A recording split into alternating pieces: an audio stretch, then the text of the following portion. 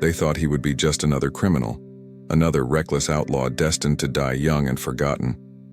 But Jesse James became something far more dangerous, a symbol of rebellion, fear, and twisted admiration across the American frontier. While lawmen hunted him and newspapers condemned him, millions quietly admired the man who repeatedly embarrassed the most powerful institutions in the country. Jesse James did not rise from wealth or privilege. He grew up in a divided America, shaped by the violence and resentment left behind by the Civil War. The conflict hardened him early, teaching him that power often belonged to those bold enough to take it. Where others sought peace after the war, Jesse chose defiance. He did not see himself as a simple criminal. He saw himself as a man striking back. As railroads expanded, banks multiplied, and corporate power grew, many Americans, and especially rural families, felt betrayed and left behind. Jesse James capitalized on that resentment, presenting himself as an enemy of powerful institutions rather than an enemy of ordinary people. Whether this image was true or carefully constructed mattered less than the perception it created. To many, he became a folk hero. To the government, he became a national threat. His robberies were bold, calculated, and theatrical. Jesse James and his gang struck banks, trains, and armored shipments with a confidence that made authorities look incompetent. Each successful escape fueled his legend. Each failed attempt to capture him made him seem untouchable. Lawmen hunted him relentlessly. Detectives tracked his movements. Rewards grew larger. The pressure intensified. But Jesse kept slipping away. He moved with precision, planning each robbery with intelligence rather than recklessness. He understood timing.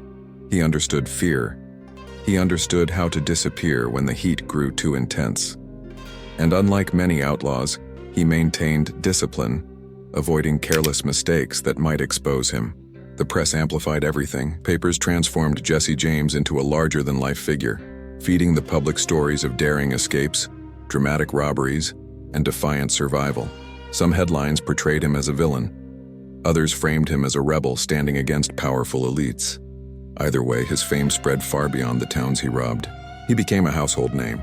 Behind the legend, however, Jesse lived with constant tension. He could never fully relax. Every stranger could be an informant. Every town carried risk. Every betrayal could be fatal.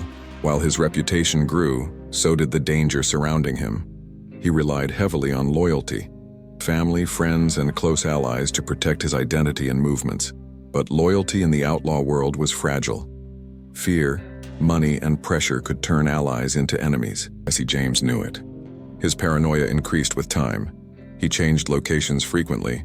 He altered appearances. He used false names. He never stayed still for long.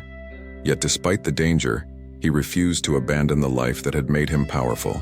He enjoyed outsmarting authorities. He enjoyed humiliating corporations. He enjoyed being feared. But he also carried emotional scars from war, violence, and years spent living as a hunted man. Fame brought power, but it also brought isolation. Jesse went into legend the harder it became to ever return to normal life. He was no longer just a man.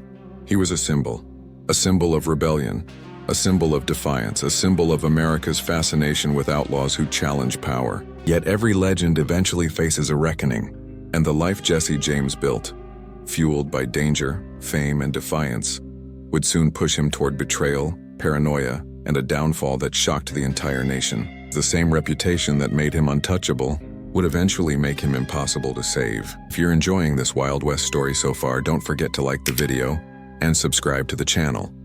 It helps keep these long-form historical documentaries alive. As Jesse James's legend expanded, his crimes evolved from simple robberies into national spectacles. Each heist was not just about money, it was about sending a message. Banks, railroads, and corporations represented power, wealth, and control, and Jesse made a career out of humiliating them in front of the entire country. Train robberies became one of his most infamous tactics. His gang would stop locomotives in remote areas, forcing engineers to halt while armed men boarded the cars with ruthless efficiency. They targeted safes, mail shipments, and wealthy passengers, escaping before law enforcement could respond.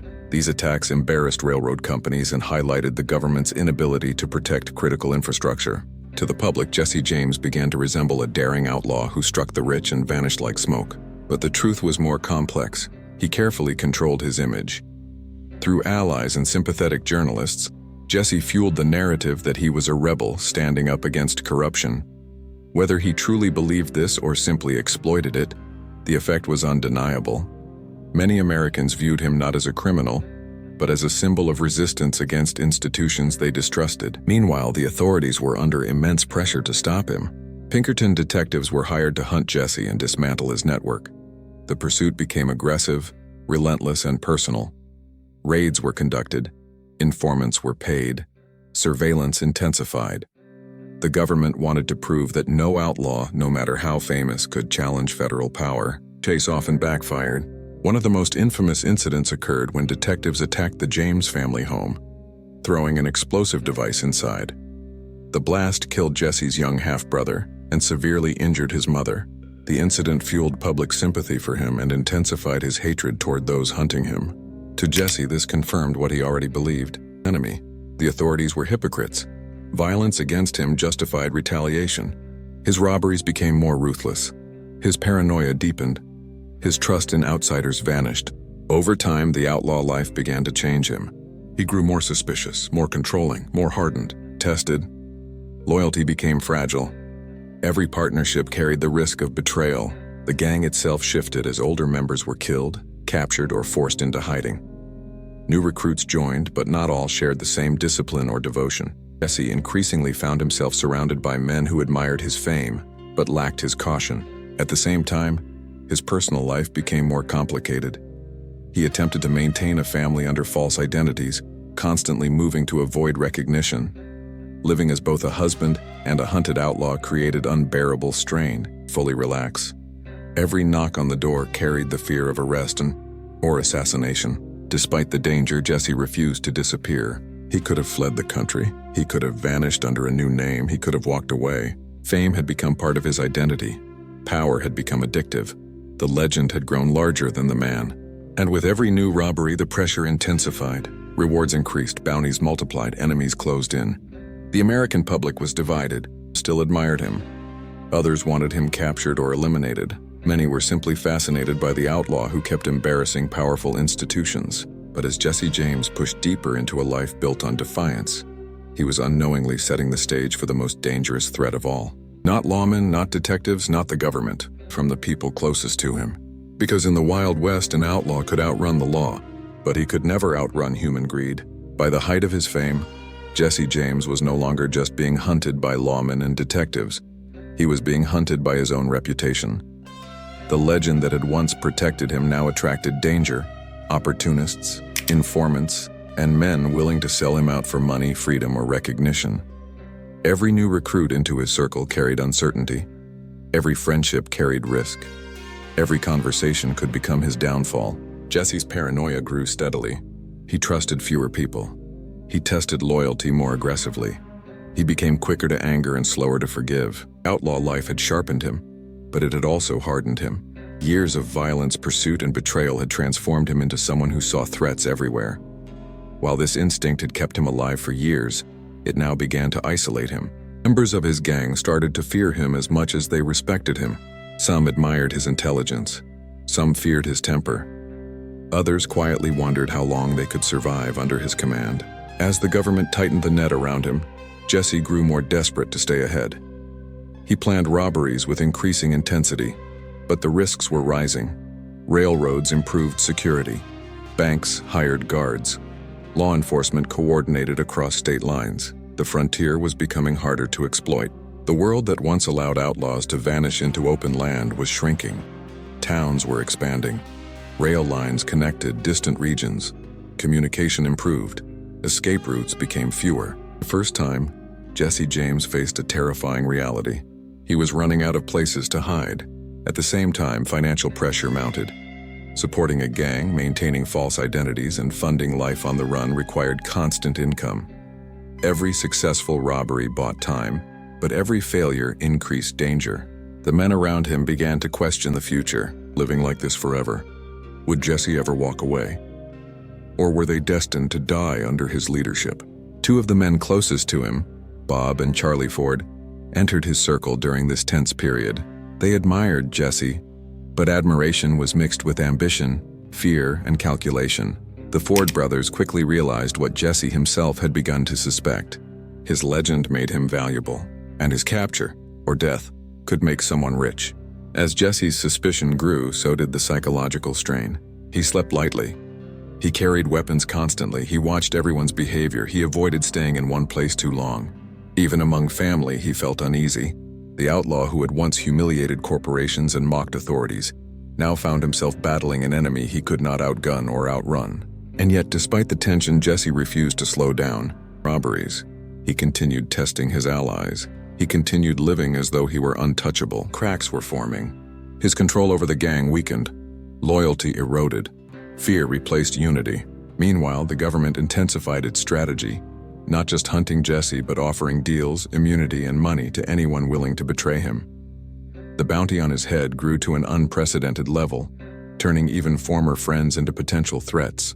The outlaw world was changing. The romantic image of the frontier rebel was fading. The era of legendary gang leaders was nearing its end, and Jesse James was standing at the center of that shift. Survived war. He had survived detectives. He had survived ambushes. But the danger ahead was different. It would not come from a sheriff's badge. It would not come from a gunfight in the street. Come quietly, inside his own circle. And the man who once humiliated America faced the most painful truth of all. Legends are not always defeated by enemies. Sometimes they are destroyed by betrayal. By the final chapter of Jesse James's life, the outlaw who had humiliated banks, railroads, detectives, and government agencies was no longer being hunted only from the outside. The danger had moved inside his own circle. Years of living on the run, trusting the wrong people, and surviving by instinct had led him to a moment he could not escape with speed, intelligence, or violence. The bounty on Jesse's head had grown massive. Law enforcement offered full pardons, cash rewards, and national recognition to anyone willing to bring him down. The message was clear. The government no longer just wanted him arrested, they wanted him erased as a symbol. Greed began to outweigh loyalty. Bob and Charlie Ford, two men Jesse had trusted, began to see an opportunity. They had ridden beside him, learned his habits, watched his routines, gained his confidence. And while Jesse believed he was in control, they were quietly negotiating with authorities behind his back. Exhausted by years of running, began to let his guard down. He tried to settle. He tried to live more openly. He tried to believe he could still control his fate. But paranoia never truly left him. He felt the pressure closing in. He sensed betrayal in the air. Yet even Jesse James, one of the most cautious outlaws in American history, could not live forever in a state of constant suspicion. On April 3, 1882, in St. Joseph, Missouri, Jesse James was at home, unarmed, adjusting a picture on the wall. It was a quiet moment. Not a shootout, not a chase, not a dramatic showdown. And in that stillness, Bob Ford shot him from behind, killing the most infamous outlaw in America. The man who had survived war, robberies, ambushes, and nationwide manhunts did not die in a gunfight. He died because he trusted the wrong people. The nation reacted instantly. Newspapers exploded with headlines. Some celebrated his death. Others mourned the end of a legend. Many felt conflicted, unsure whether Jesse James had been a villain, a rebel, or a twisted folk hero. But one truth became undeniable. James had become bigger than his crimes. To some, he symbolized rebellion against powerful institutions. To others, he represented lawlessness and violence. To history, he became one of the most famous outlaws America ever produced. His story exposed something deeper about the American frontier, that the line between villain and legend is often blurred. That fame can protect a man, but also paint a target on his back. Betrayal can be more lethal than any sheriff's badge. James did not defeat the government, but the government could not defeat him either. And it took betrayal, not justice, to bring him down. And decades later, his name is still remembered, still debated, still romanticized, still feared. If this story changed the way you see Jesse James and the real history of the Wild West, take a moment now. Leave a like to support long-form documentaries that tell the full, uncensored truth. Subscribe to the channel for more powerful true stories about outlaws, lawmen, and legends who shaped America. And comment below, see James a criminal or a symbol of rebellion against power? Because in the end, Jesse James was not remembered as just a robber. He was remembered as the outlaw who embarrassed America and became immortal.